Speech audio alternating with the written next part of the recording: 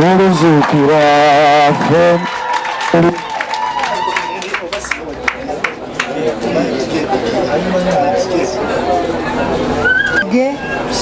mwenna abazze wano mbaga y'omwami wange tusiimidde ddala tweyanza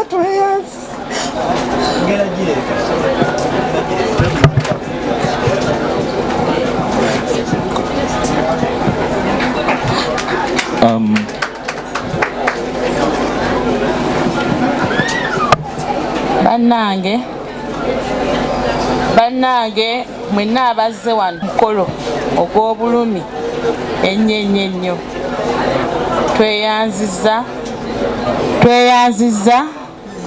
tweyanzeege. Kato abadde mukwano gwange nga bwe bayogera, gwe nnyomba naye, gwe nseka naye, badde alina ekintu ennaku zino kyakola naagala ng'oli wakuweereza amafuta. Ati Mariam oyoko yalina okumpa ekyo ez'okukozesa yangu wanamuga asaagala weereza ati bwenkuvaako ngenda wa Mariam neyanziza bale kwagala Kato Medi neyanziza abe mchibi neyanziza mwebale nnyo mwenna. Ani wange njagala ogume mukyala wange ono alina okuguma abaddewo n'omwami we beeyagala nabagala yabatabula yajja nayomba nenagala ate tayomba ate abadde alina ekizibu kya nabagala nesanga bwesanzibwe ento nennema okukula nga manyi ndi muto kaseera nina omugamba kino nina omugamba kiri badde mukwano gwange. Kato okusabira Mukama wekiwumulo eky'emirembe. Amiina. All protocol observed. Good afternoon, everyone.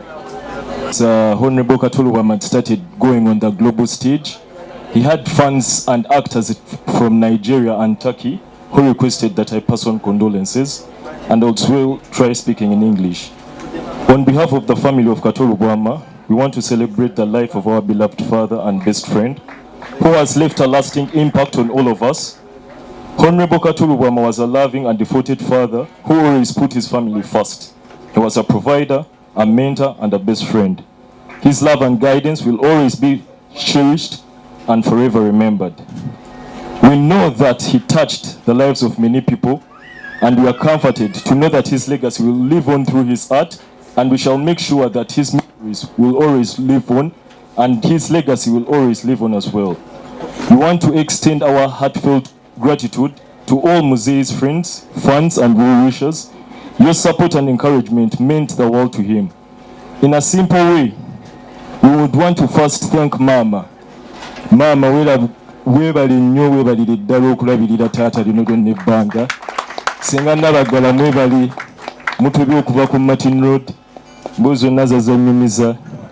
Julius Dumba, omwami ono nsaba ajjeko mu maaso, abantu abasinga mbadde mulaba Noise Media, naye ono yafuuka muganda wange. Okuva Honorable yava mu Parliament abantu bangi nnyo abadduka. Ne Julius yali naye, ne Honorable Munyagwa. And I'm very sad that Honorable Munyagwa right now ali Luzira has tasobodde laba muganda we.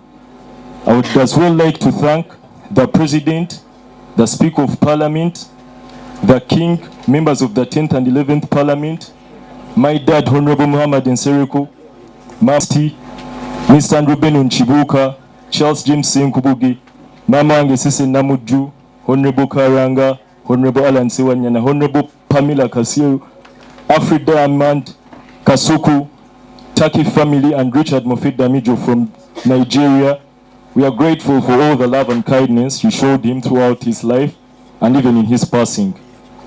Maybe I need you to chimucha denga emphasizing. Ngagamba if art, singa abantu bali bakola nnyo partnerships mu art, singa art tuli wala nnyo. Ba artist bannange bazadde bange abali eyo mwenna mabiga, abakulu ba legend ba director mwenna, Mr. Charles James Senkubuge, Mwami John Segawa, nsaba tufostering partnerships. Mukole emizannyo gyammwe gyonna gye mwali mukoze gimaswanku gisobole okubeera firimu kubaka tulimu era content and streaming content. Once that is done, we shall have honored Honorable's dream of going global. Thank you very much. Twagala okukola kyositiikinga nakyo Katonda ajja kuyamba. Dust to dust, ashes to ashes, spirit to spirit. Agenze naye akyali wano. Tweyanza okujja, tweyanziza nnyo. Nga tumuyita Kkuubwa. Honorable Nsereko onyiizeemu. Omanyi bw'onyiiga bw'ati agamba Julius abantu baleke basiru. Tebategeera Bannayuganda basiru. Ekisooka twagala okwebaza era Pastor Bujingo kuba tugenzeyo enfunda nnyingi ne lwe twagenda ettake nga tetunnasimbula. Pastor Bujingo oyo twafukamira n'atusabira. Twagenda ettake nga tetuweza na $5,000,000. Honorable Siso oyo n'abalala Pamela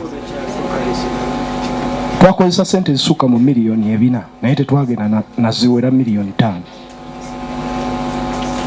So Katonda abadde ayagala Kkuubwa. Ne mbasaba musonyiwe abo bonna abasobeza Kkuubwa.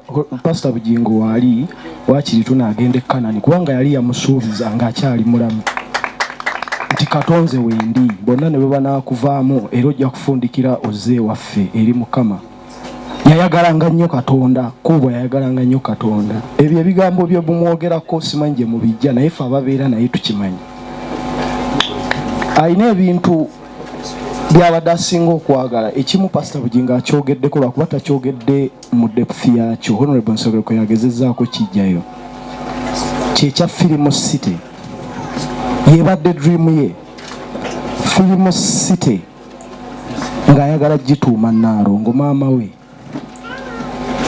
Ng'era anoonya ettaka. Tubadde tujja mu maofiisi ag'enjawulo kubanga ng'oggyeko kuba nti mbadde driver we, mbadde muyambi we mu buli kimu. Mu buli kimu. Tuwandiisa amabaluwa ne gajja mu gavumenti nga twagala tukole Hollywood ye Uganda.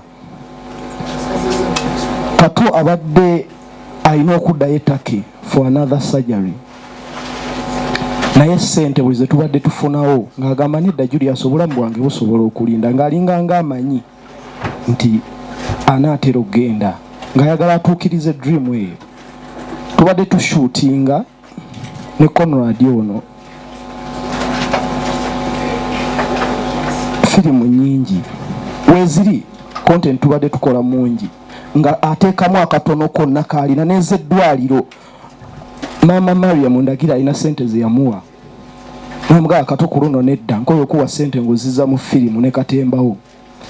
Naye zino nyamba ogende okole sajjare. Naye era twafundikira nazaazizizza mu production.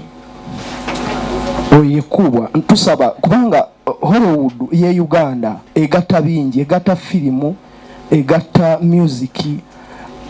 Abadde dreaming ekintu ekinene okukola Hollywood nga abayimbi bajja ne musangawo studios nga muli recordingira ku sente ntono nga mulimu production houses kamera biki byonna nga nyingi ng'ojja ku sente ntono kubanga Uganda tulina content mungi atanaba kuzuukuka. Ng'olaba omutono gwe twakateekako ku platforms ennene olaba firimu z'Abannayuganda ezisinga zifuuka z'amaanyi. Kati ate bwe tukikolera foundation nga nnungi gavumenti temutya tusobola okufuna ssente nga nyingi ng'ovuddeko ku ssente tuzimba ne perception y'eggwanga. It is the art industry ezimba perception. Bino byonna ebirala bizibu naye art industry. Saagala kwogera bingi njagadde akantu ako nkayiseewo nga deputy speaker right honorable waali neyanza. He dreams of Film City and I'm very happy that he even posted his series before he died. All I know that the Lord is with him right now and with my late sister Courtney, with also my uncle Waswa. I better hope one day I might see him again in heaven. If I had known he had a sick heart, I would have persuaded him to go to the hospital and complete his he was loving, and he had respect for him and dignity. And I don't want to say goodbye to him because that means I might never see him again, but I will. I just want to say that even though he's not here right now, I'll always have him in my heart. I'll cherish every moment we had together. And that even though I don't think he's near, he'll still be right next to us, right here. And God will enable us to go through all this. And I just pray that whoever was offended by my dad, just forgive him. Just please forgive him. He can go meet God, and it will be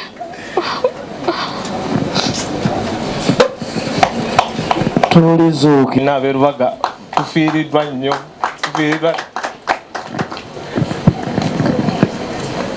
kuti